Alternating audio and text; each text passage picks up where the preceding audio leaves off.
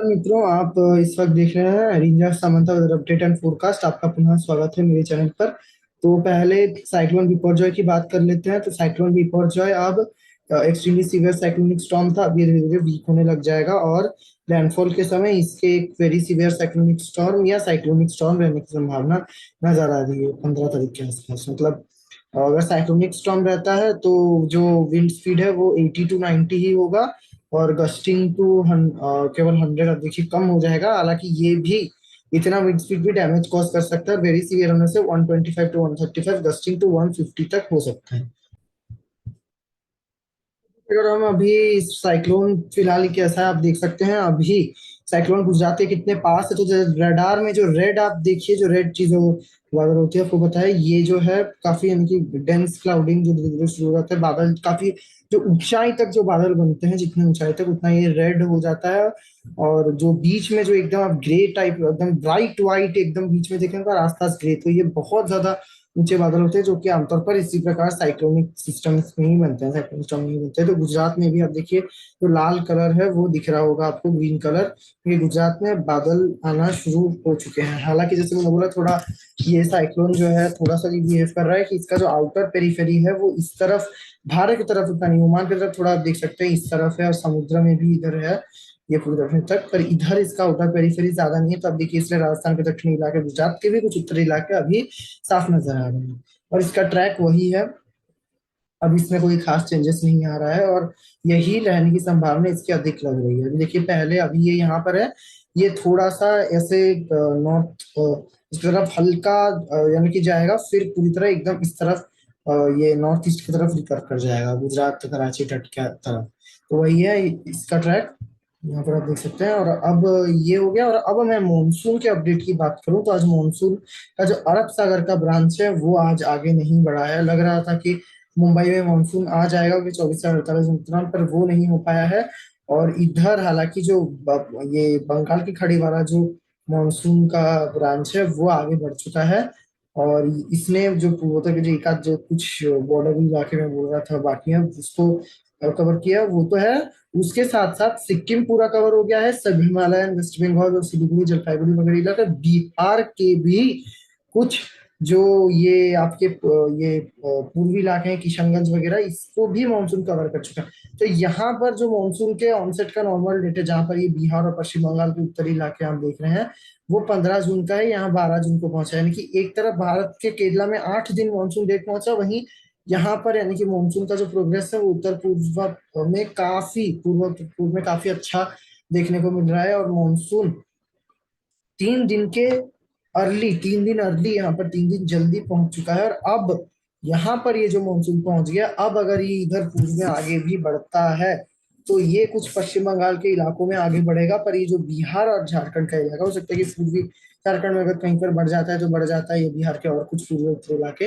ज्यादातर बिहार और झारखंड के जो पश्चिमी इलाके हैं, यहाँ पर अब मानसून के आगे बढ़ने की संभावना काफी कम नजर आ रही है लगातार, क्योंकि उत्तर पश्चिमी दिशा से शुष्क हवाएं, गर्म हवाएं चलती रहेंगी।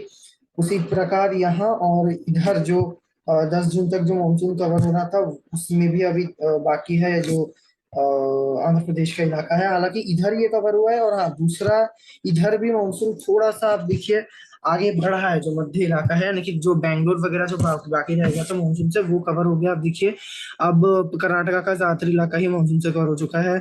आंध्र प्रदेश के कुछ दक्षिणी इलाकों को भी, जो रायलसीमा के, इसको मानसून ने कवर किया एकदम। जो तमिलनाडु के सटे हुए इलाका, पूरी तरह तमिलनाडु एकदम सबमर्ज हो चुका है, मानसून में मिल चुका है। और इधर जो उत्तरी इलाके हैं कर्नाटका के, जैसे हम्पी वगैरह हो गए, ये बच गए।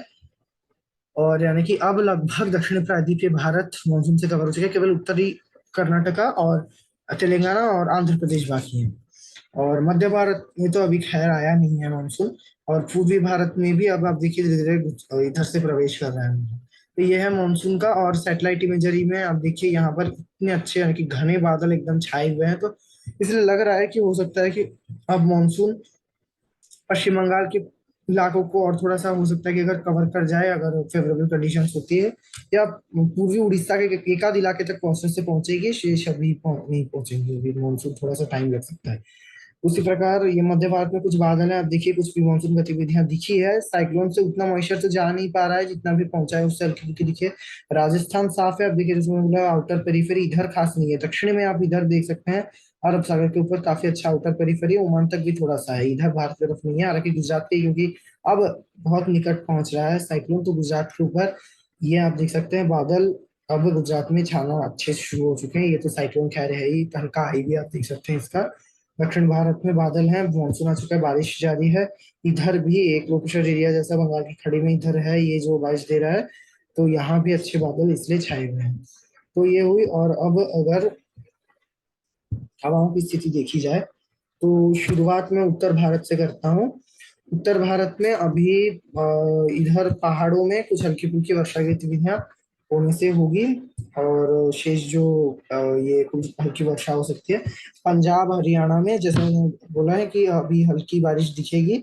हल्की से मध्यम बारिश कुछ इलाकों में पंजाब हरियाणा के दिख सकते हैं, क्योंकि मॉइस्चर इधर इधर से पहुंच रहा है। और यहाँ पर एक ओरोग्राफिक रेनफॉल भी हो सकता है कि देखने को मीडियम क्लाउड्स दे दें, height to medium clouds, low clouds नहीं दिखेंगे, पर ये मीडियम क्लाउड्स भी हो सकता है कि इधर हिमालय में से टकराते हैं तो इस तरफ अपना मॉइस्चर छोड़ दे, तो यहाँ बारिश हो सकती है। और सर्कुलेशन भी यहाँ पर ये हो सकता है कि अगर यहाँ पर फॉर्म हो जाता है हल्का, कोई सशक्त फॉर्म नहीं होगा, साइक्लोन एनर्जी अपने तरफ करके खींच के रखा है, तो वो होने से होगा अगले 24 से 48 घंटों के दौरान। दिल्ली में भी हल्की बारिश हो सकती है, दिल्ली आगरा मथुरा आदरस और इधर बरेली मेरठ तो बारिश होगी। उत्तरी राजस्थान में श्रीगंगानगर चूरू, और इधर हो सकता है कि जयपुर बीकानेर के कुछ इलाकों में हो जाए, मध्य राजस्थान बादल बादल आ जाए, बारिश हल्की हो जाए। जैसलमेर और बीकानेर के साथ इलाके जोधपुर और ये पूरा जयपुर कोटा मुंडी भीलवाड़ा अभी शुष्क बना रहेगा। हालांकि 13-14 तारीख के बाद बादल और बारिश यहाँ पर आना शुरू हो जाएगी कम से कम। ये आप देखिए साइक्लोन अभी गुजरात में लैंडफॉल करेगा अपना 15-16 तारीख को, गुजरात कराची तट को क्रॉस करेगा, फिर इसके राजस्थान की तरफ ही रुक करने की संभावना है। तो 17 तारीख के बाद राजस्थान में वेदर एक्टिविटी काफी अच्छी बढ़ने की संभावना है, उसके बारे में मैं आपको अभी आगे अपडेट दूंगा। तो कुल मिलाकर आप यही चलिए कि अभी फिलहाल राजस्थान में मौसम शुष्क होगा, पर 17 तारीख के बाद यानी कि 14-15 से ही कुछ दक्षिणी इलाकों में बारिश बारिश आना शुरू हो जाएंगी, पर 17 तारीख के बाद से काफी अच्छी वेदर एक्टिविटी 17 तारीख से होने की संभावना नजर आ रही है। यहाँ की बात हुई। और दूसरे जो इलाके हैं पूर्वी उत्तर प्रदेश वगैरह में, यहाँ भी बादल आ सकते हैं कुछ, अगर इधर अरब सागर की तरफ से आ जाते हैं, पर ये हाई क्लाउड से मेनली होंगी, कुछ मीडियम क्लाउड्स होने से होंगी, तो बारिश की संभावना काफी ज्यादा कम है। अगर एक आध इलाकों में ये बादल गरजने वाले बन जाते हैं, आ जाते हैं गरजने वाले, तो हल्की फुल्की गर्जना मेघ गर्जना दे सकते हैं, पर कोई खास एक्टिविटी नहीं होगी। और अब पूर्वी भारत की बात करते हैं, तो पूर्वी भारत में मानसून का जो फेवरेबल कंडीशन है कुछ इलाकों में बना है। पश्चिम बंगाल वगैरह में बादल छाए हुए, तो पश्चिम बंगाल में अगले 24 घंटों के दौरान पूरे ही पश्चिम बंगाल में बारिश की संभावना है। पूर्वी झारखंड में भी बारिश होगी, झारखंड के कई इलाके, कभी कुछ पश्चिमी इलाकों को छोड़कर बिहार के भी उत्तरी इलाकों में, यहाँ ये इन इलाकों को मानसून कवर किया है। ये मानसून के इसमें आप देखिए जो पश्चिम बंगाल के बॉर्डर से सटे हुए इलाके हैं, इनकी अगर हम आपको मैं दिखाऊं, तो यही वाले किशनगंज वगैरह ये इसके आसपास जो इलाका है। और अररिया के आसपास हो सकता है कि अभी अररिया के ऊपर से होता हुआ जो मानसून की सीमा है वो जा रही हो सकता है कि अभी मानसून अगले 24 घंटे के दौरान अररिया को कवर कर जाए, लेकिन जो उत्तरी इलाके हैं यहाँ बिहार के, इधर पूर्णिया भागलपुर इधर तक मानसून भागलपुर संभावना कम है। भागलपुर आप देखिए नीचे पर जा रहा है, यहाँ पर एक ट्रफ है, क्या है कि एक ट्रफ रेखा बनी हुई है, इसके नीचे ये पश्चिमी हवाएं आ रही है, तो ये मुंगेर भागलपुर मुजफ्फरपुर पटना इन इलाकों में तो अभी मानसून आने की संभावना काफी ज्यादा कम है। पश्चिमी हवाएं चल रही है, पर पूर्णिया तक मानसून आ सकती है, ये जो यहाँ तक मानसून बिहार में शाहगंज और इधर पश्चिम बंगाल में देखें तो ज्यादातर इलाकों में ही अब मानसून आ जाएगा। कुछ हो सकता है कि पश्चिमी इलाके रह जाए, बुरभूम वगैरह के जो दुर्गापुर वगैरह है, शांति निकेतन वगैरह यहाँ पर रह जाए, पर इधर संभावना तो लग रही है कि अभी कोलकाता में भी मानसून के आने की कुछ संभावना है। अभी अगर बारिश बढ़ती है, कंडीशन फेवरेबल होती है, तो मानसून आ जाएगी। और अभी जहाँ मानसून नहीं आएगी, बारिश नहीं होगी, तो वहां पर उमस भरी गर्मी का सामना करना पड़ेगा, गर्मी यहाँ पर बरकरार रहेगी। अब अगर मध्य भारत की तरफ चला जाए, उड़ीसा के तटीय इलाकों में बारिश होगी, भुवनेश्वर हो गया इधर बारिश, हो गया पीडी, पारादीप, इन इलाकों में बारिश होगी। आंतरिक इलाकों में भी बारिश होगी पर संभावना थोड़ी कम है, हालांकि गरजने वाले बादल बन सकते हैं। अब कल से थोड़ी चांसेस ज्यादा नजर आ रही है 13-14 तारीख से। ये इलाका जो काफी गर्म बना हुआ था, कुछ अब वेदर एक्टिविटी बढ़ बढ़ सकती है, मतलब देर दोपहर शाम को वेदर एक्टिविटी होने की संभावना है। उसी प्रकार छत्तीसगढ़ भी गर्म रहेगा, पर देर देर दोपहर शाम को आप वेदर एक्टिविटी देख सकते हैं। आज जैसे यानी कि रायपुर वगैरह में और छत्तीसगढ़ के कुछ इलाकों में मानसून गतिविधियां शाम को हल्की देखने को मिली है, कोई खास वेदर एक्टिविटी नहीं हुई है अभी भी देखने को मिली है। तो इसी प्रकार का देखने को मिल सकता है, हालांकि ये कोई खास राहत अभी फिलहाल नहीं दे रहा है। अगर कहीं पर अगर बहुत भारी बारिश अगर हो जाती है, अचानक से बादल फॉर्म हुआ, तो वो कुछ समय के लिए, 1-2 दिन के लिए, 1 दिन के लिए अगर 24 घंटे के लिए राहत देती है तो ऐसा महसूस होगा। अभी परमानेंट राहत उतना नहीं है, परमानेंट अभी धीरे धीरे जो राहत है वो 1 हफ्ता के बाद दिखेगा। ये 19-20 जून से दिखना शुरू हो जाएगा, आपको राहत आप दिखेंगे। छत्तीसगढ़ और विदर्भ में भी ऐसा ही मौसम है, यानी कि इन इलाकों में 10 दिनों के बाद जो है बारिश बढ़ने की संभावना है। मानसून भी यहाँ पर 15 जून तक तो आ जाता है, तो अभी तो लेट ही होने की थोड़ी संभावना है। कम से कम मानसून यहाँ पर 3 दिन तो लेट हो ही सकता है, 3 से 5 दिन आराम से लेट होने की संभावना है। अगर तभी डिक्लेयर नहीं हो सकता है, तो मैक्स टू मैक्स हो सकता है मानसून 10 दिन तक भी यहाँ पर लेट हो जाए। तो अभी मानसून की इंतजार रहेगी, और जगदलपुर वगैरह में थोड़ी बारिश की संभावना अधिक होगी। विदर्भ में छत्तीसगढ़ जैसा ही मौसम रहेगा, खास उधर एक्टिविटी नहीं है। मध्य महाराष्ट्र में भी वैसा ही है। उधर मराठवाड़ा के कुछ इलाकों में हल्की बारिश होगी। मुंबई में बारिश की गतिविधियां अभी होने की संभावना नजर आ रही है। अभी तो मानसून फिलहाल क्योंकि फेवरेबल कंडीशन नहीं थे, हो सकता है, तो इसलिए मानसून आगे नहीं बढ़ा है। पर अब भी संभावना कुछ तो नजर आ रही है। हो सकता है कि अभी मुंबई ना पहुंचे, पर कुछ और महाराष्ट्र के इलाकों को, कोंकण के इलाकों को ये मानसून कवर करे। अभी जो रत्नागिरी में बना हुआ है, रत्नागिरी का और थोड़े ऊपर से रखने की संभावना, मतलब बढ़ने की संभावना मानसून की है। तो ये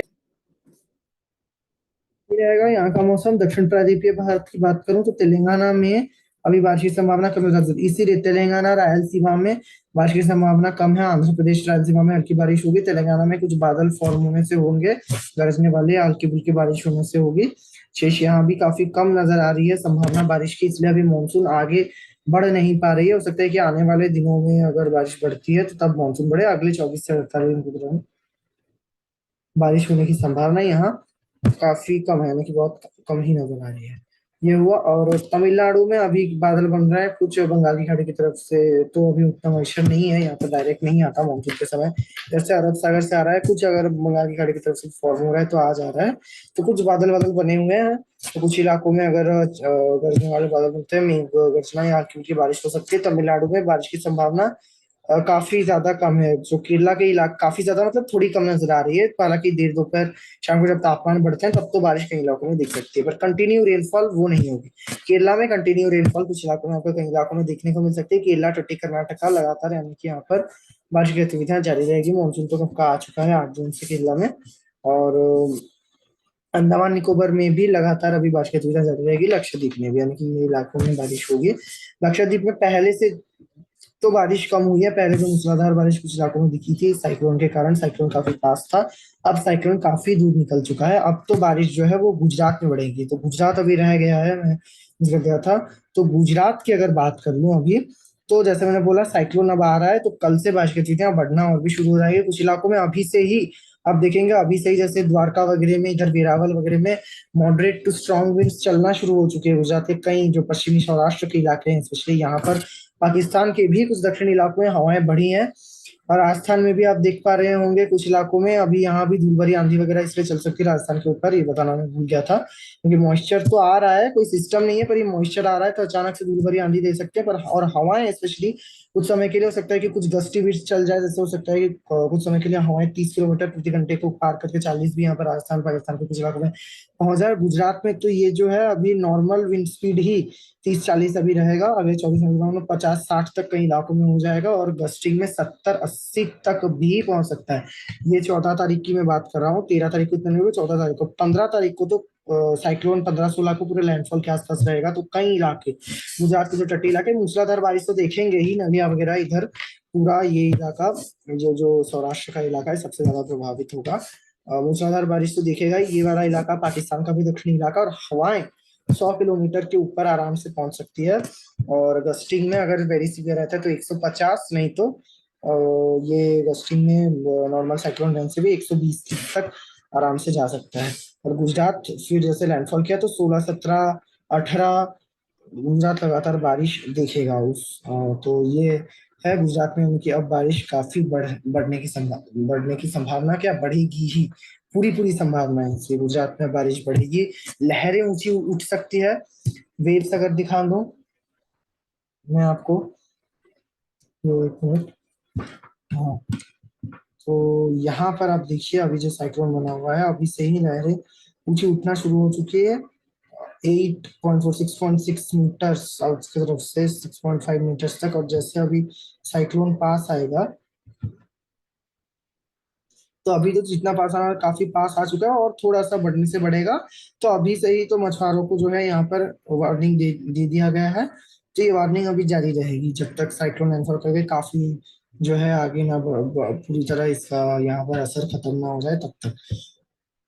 तो ये रहेगा अभी भारत का मौसम, आगे के अपडेट्स के लिए देखते रहिए मेरे चैनल को। जय जवान।